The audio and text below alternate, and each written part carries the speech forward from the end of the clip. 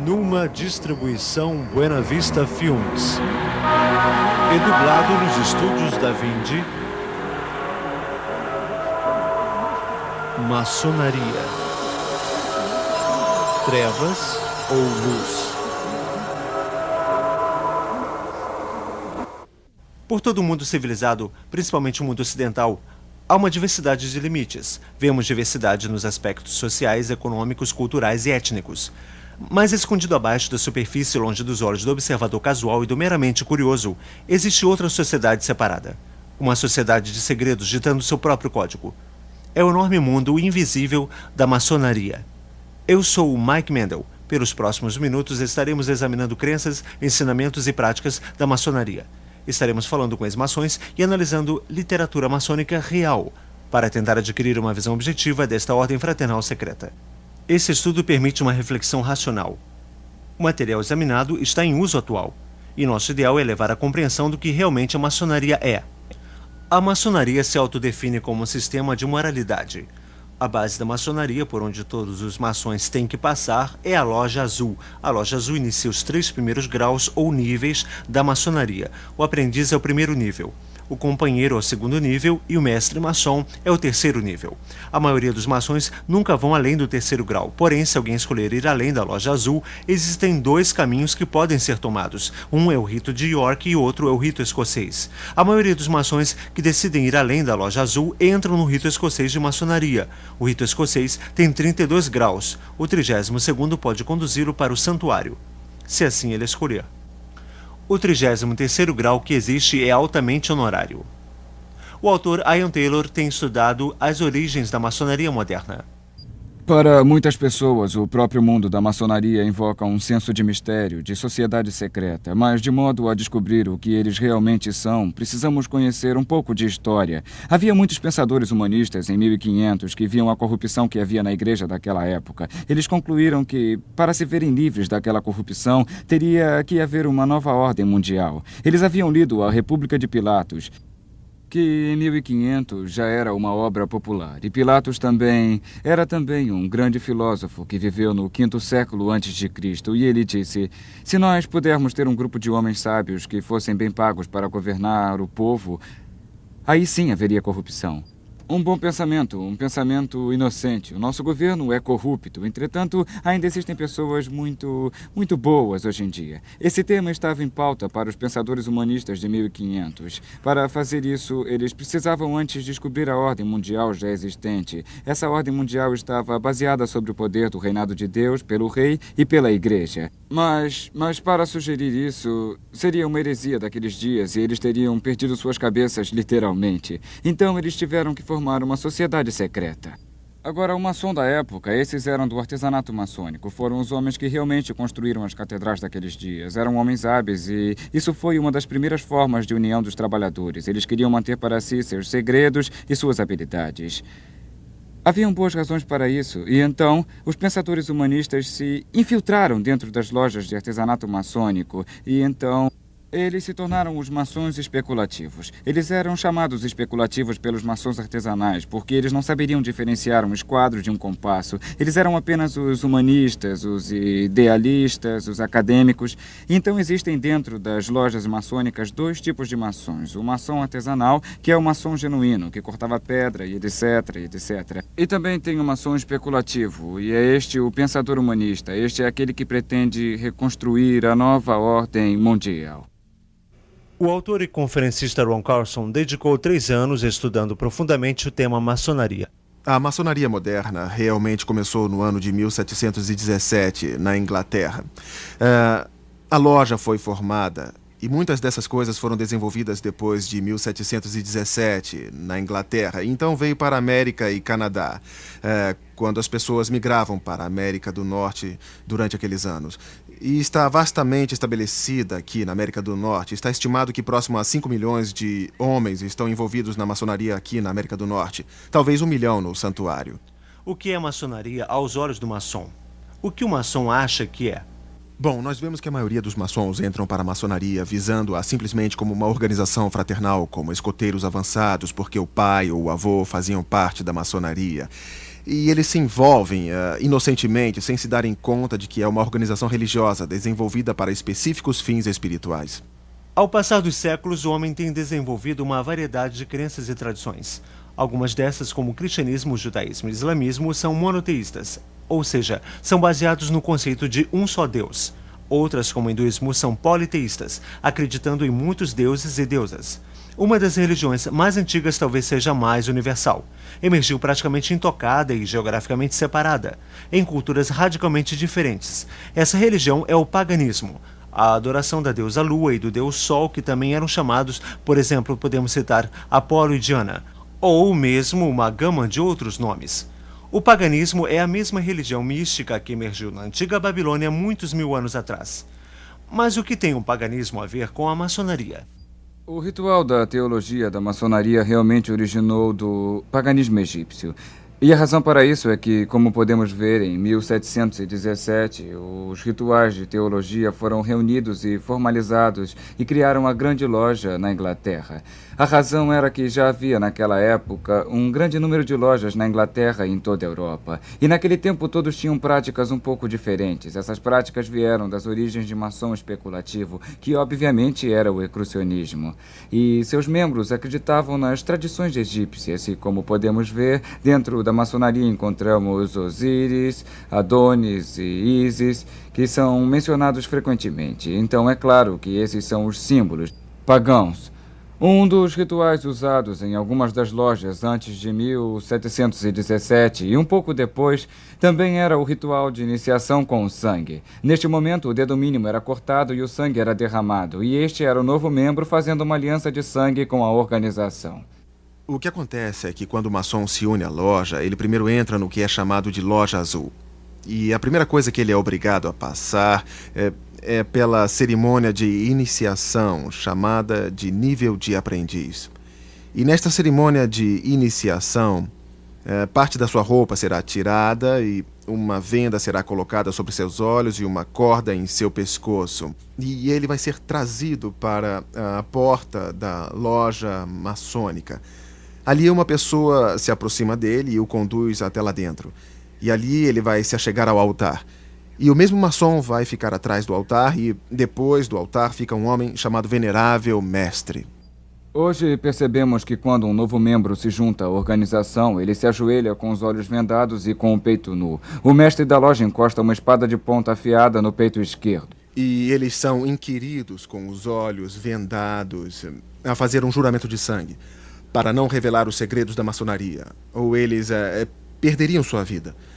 Todo maçom coloca seu dedão em sua garganta e faz o juramento de sangue, para não revelar os segredos da maçonaria, ou terá sua garganta cortada de orelha a orelha, seus intestinos rasgados serão dados aos animais.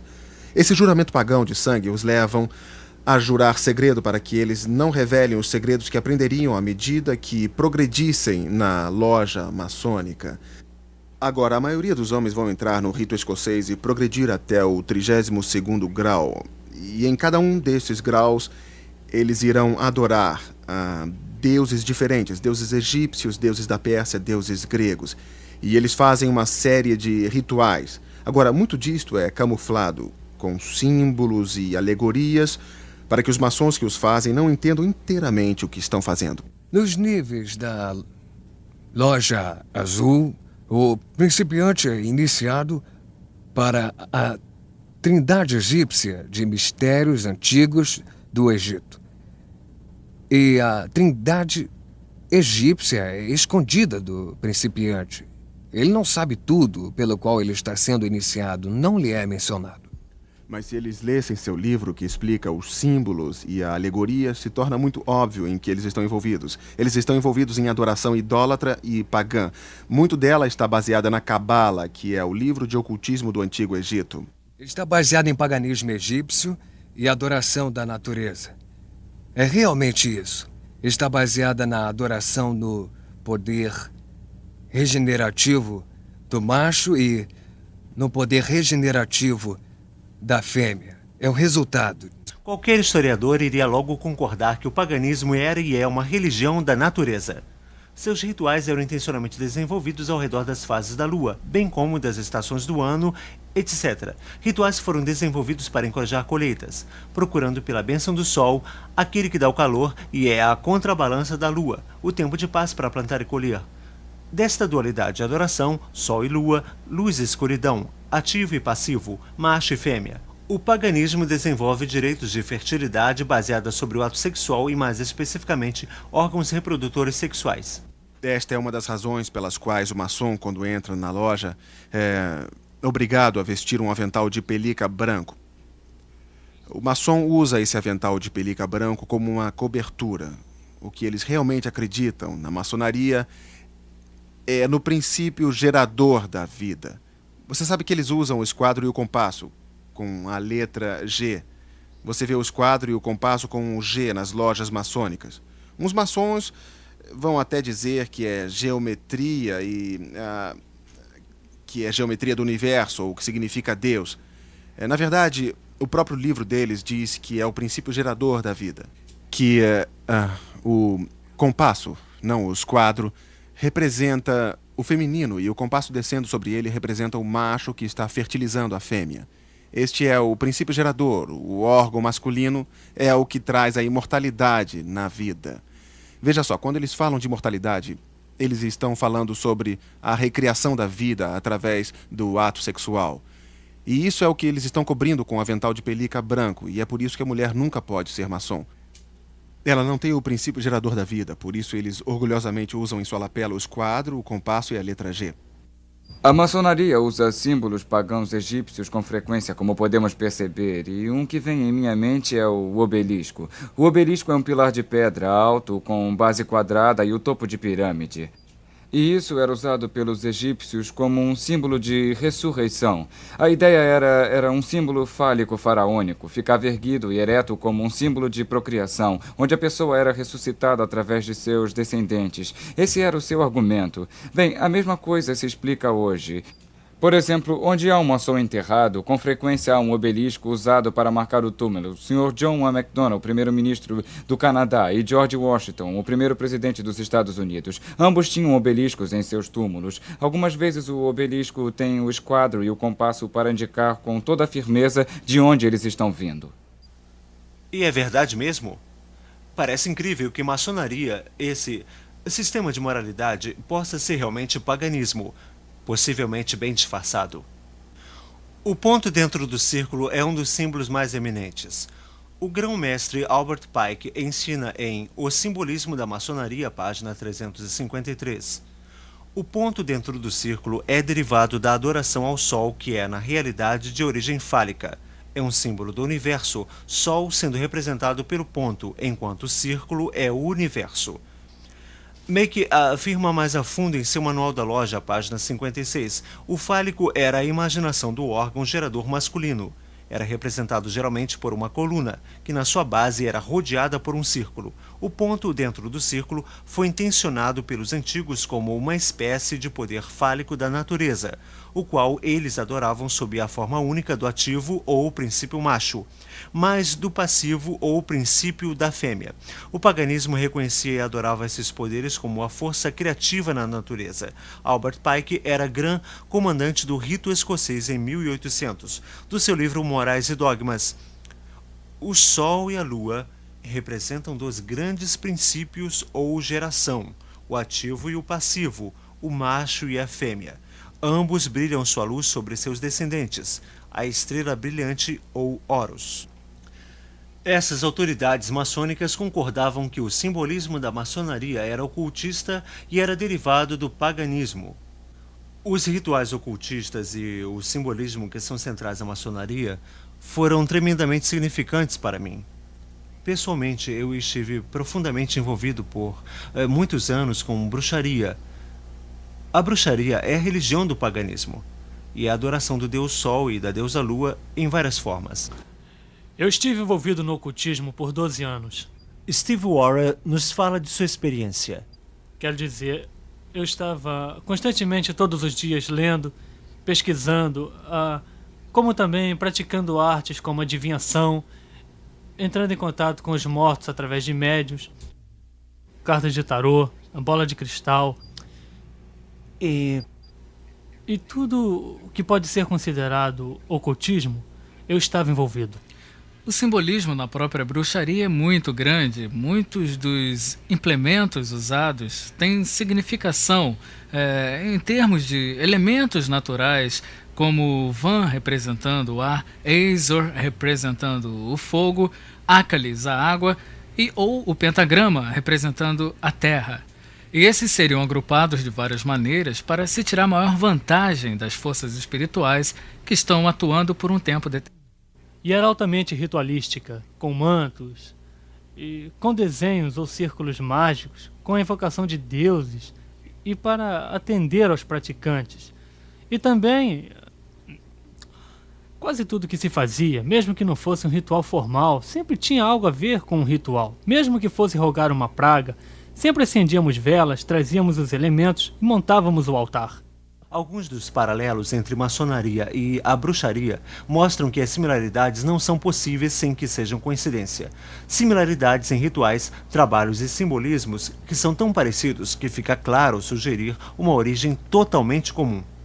Para examinar essa possibilidade, falei com um número grande de ex-maçons e comparei a iniciação da Loja Azul com a iniciação dos ex-bruxos. Na iniciação da maçonaria, éramos recomendados por outro maçom. Para se juntar à seita, primeiro tínhamos que ser selecionados. Nós tínhamos que ser recomendados por alguém que já estivesse na bruxaria. Quando fui iniciado, meus olhos foram vendados. Me puseram uma corda e no peito me encostaram a ponta de uma espada. Na bruxaria nós éramos iniciados através de um tipo de ritual, de cerimônia de iniciação, onde o candidato era conduzido com uma corda e com os olhos vendados até chegar à borda de um círculo mágico. E a corda estava no meu pescoço e fui conduzido adiante. E na frente, no outro lado do prédio, ficava o venerável mestre. Me ajoelhei diante dele, como se ele fosse um deus.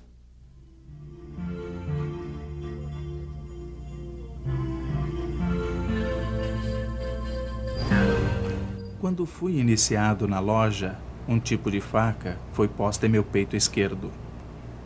Fui avisado que se eu revelasse qualquer um dos segredos da maçonaria, eu seria punido. Quando você era apresentado ao sacerdote, uma espada era posta no seu peito, você fazia um juramento de sangue, prometendo ser fiel aos segredos da bruxaria.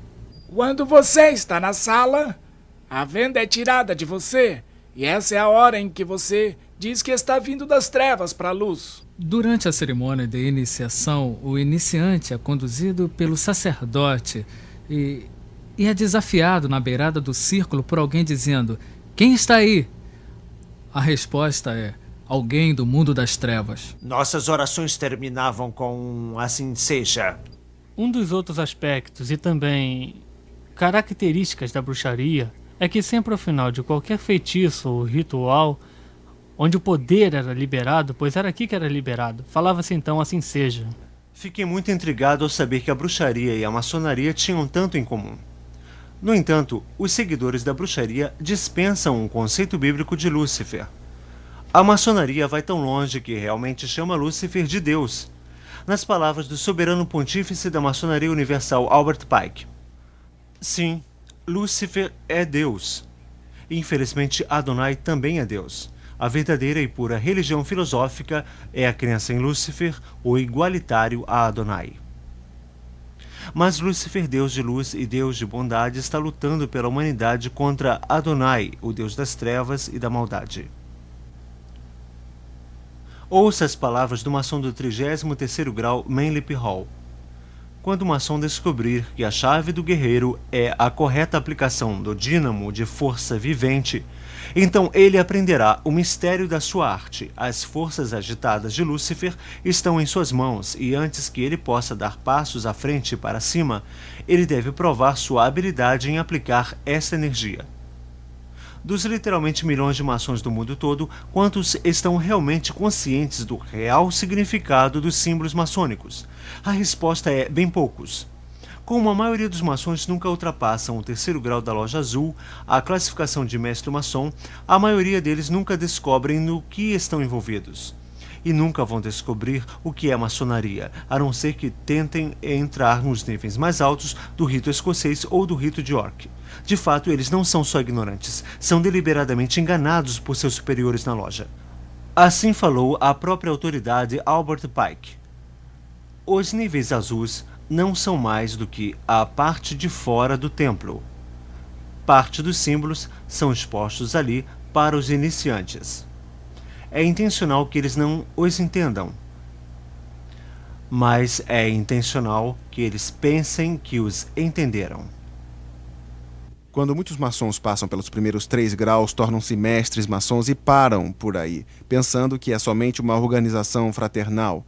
E eles não percebem que seus líderes têm conscientemente mentido e os enganado porque eles não querem que se entenda os verdadeiros ensinamentos da maçonaria. Eu comecei com boas intenções, achando que estava entrando numa fraternidade de fato muito interessada em ajudar pessoas.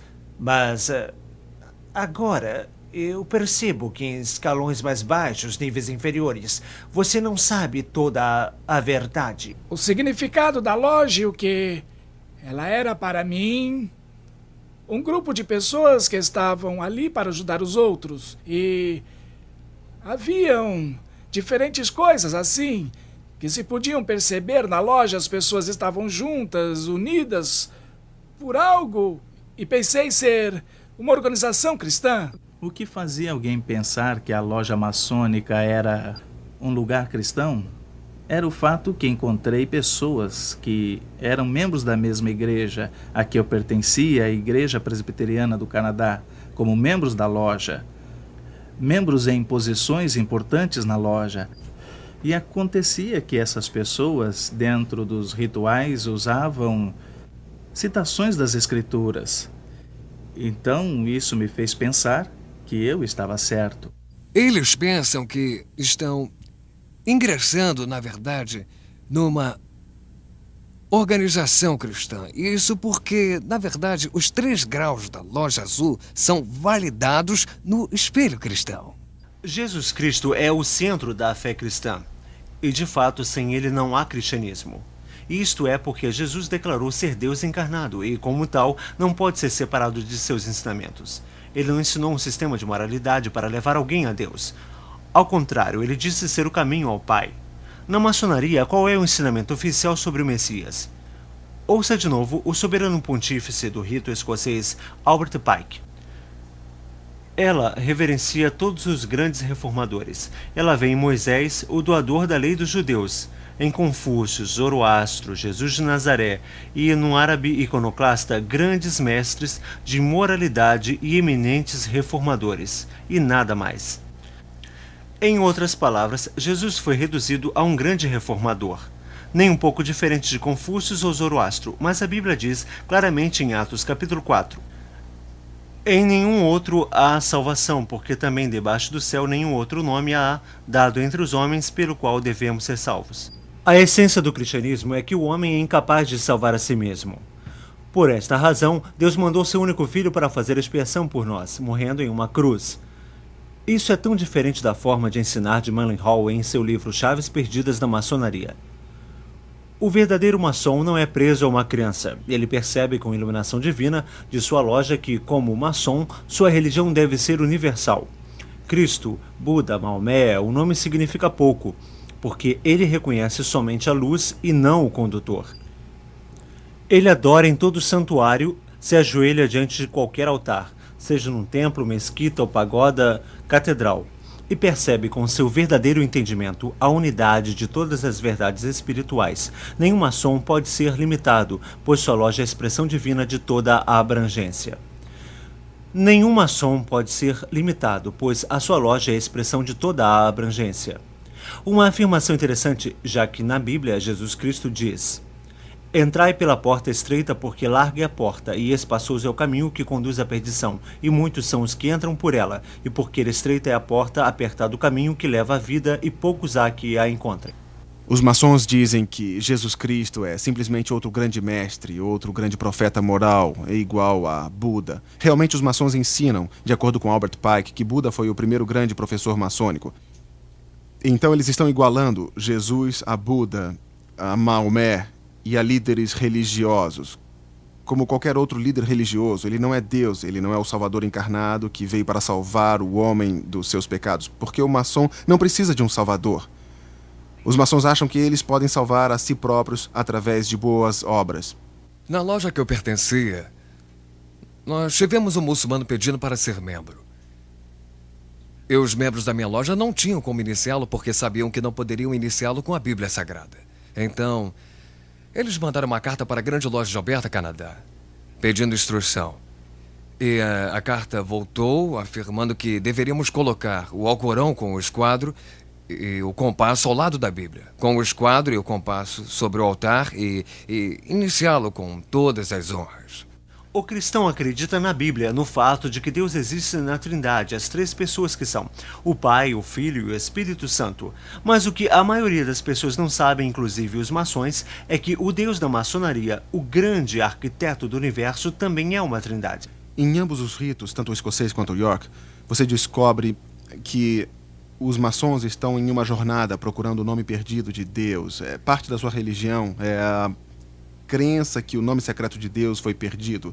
E eles contam toda uma história da construção do Templo de Salomão e o arquiteto Hiram Abif, que quando construíram o templo, perdeu o nome sagrado de Deus.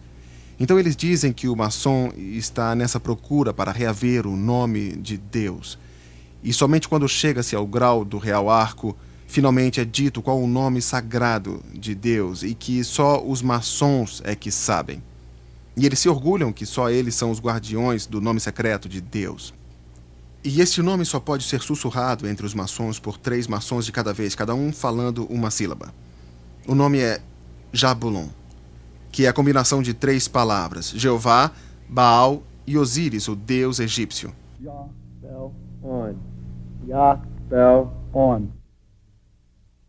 E o que o maçom está adorando na loja maçônica é um deus de 3 cabeças feito de Jeová, Baal, que foi o deus da fertilidade de Baalbac, no Líbano, e Osíris, deus sol egípcio, representado pelo símbolo fálico, que é a adoração sexual do Egito. E desta combinação sai um monstro de 3 cabeças, e dizem que esse é o deus maçônico a quem eles adoram. A salvação para o cristão está baseada inteiramente no sacrifício do Senhor Jesus Cristo na cruz.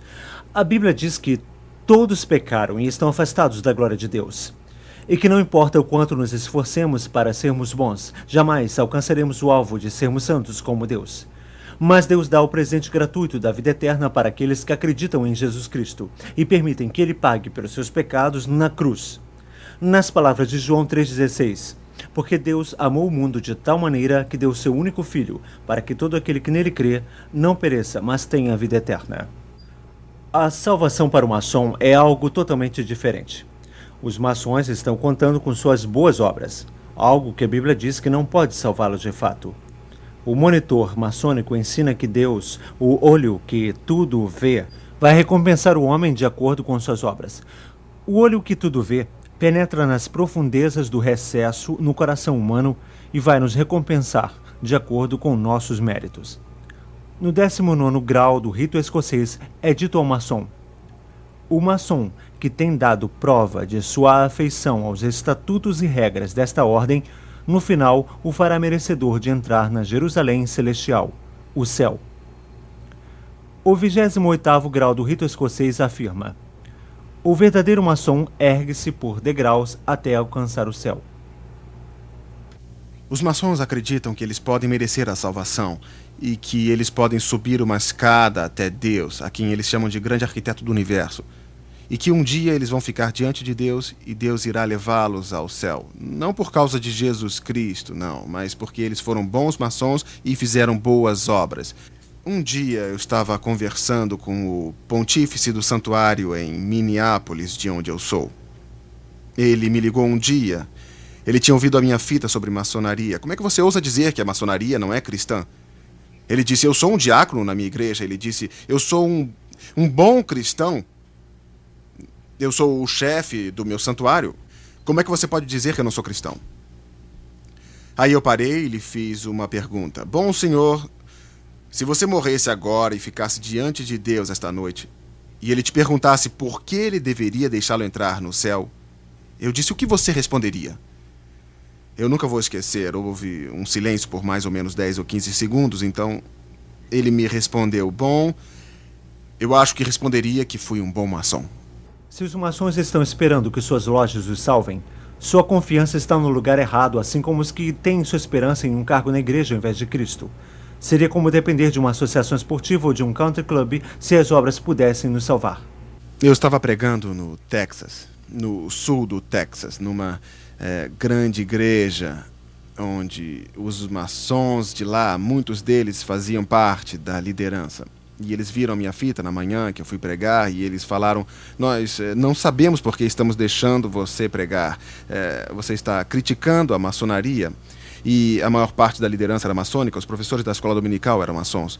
De fato, um dos líderes era o venerável mestre de sua loja na cidade e o outro era o soberano pontífice do santuário.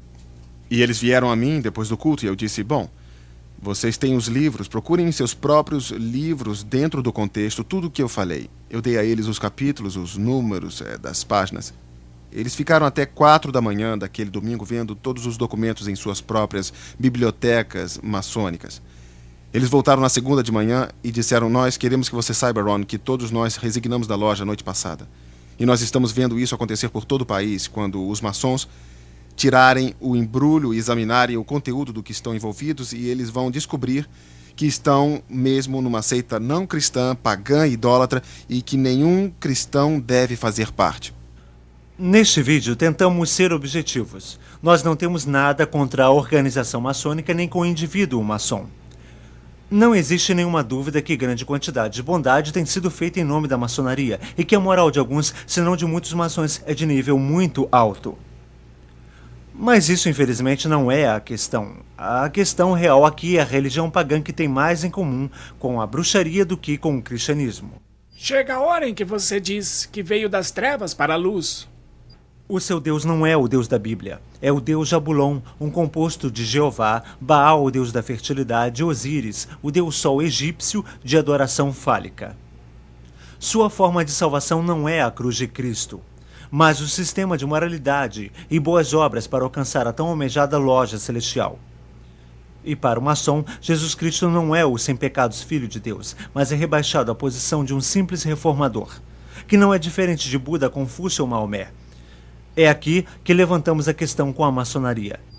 O mesmo Jesus que afirmou ser Deus em carne humana, afirmou ser o único caminho ao Pai. Também disse que não podemos servir a dois senhores. Se você é maçom, você tem que tomar decisão. Você não pode ser um cristão e permanecer na loja maçônica. Ou você deixa seus pecados serem levados à cruz de Jesus, ou então tente pagar por eles em um sistema de moralidade e boas obras. Há versículos na Bíblia que afirmam que devemos sair das trevas. E diz também que as trevas não têm contato com a luz. E também o livro de Provérbios afirma que existe um caminho que parece reto ao homem, mas conduz à morte. Então o meu conselho para as pessoas é que se afastem de tudo isso.